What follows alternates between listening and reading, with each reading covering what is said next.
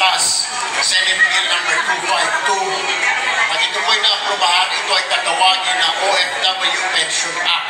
So magbibigay ka ng 50 euros, bibigyan ka ng gobyerno, tatapatan ng gobyerno ng 100 euros para po sa retirement po ninyo pag kayo po'y umuwi na sa ating bayan. Contribution po ninyo, mapupunta po ito sa ikama pension fund po ninyo. Kung ikaw ay caretaker, kung ikaw ay house cleaner, kung ikaw ay DH, kung ikaw ay driver, kung ikaw ay gardener, kung ikaw ay ikama OFW na nagtatrabaho ngayon dito, pasok ka po dyan.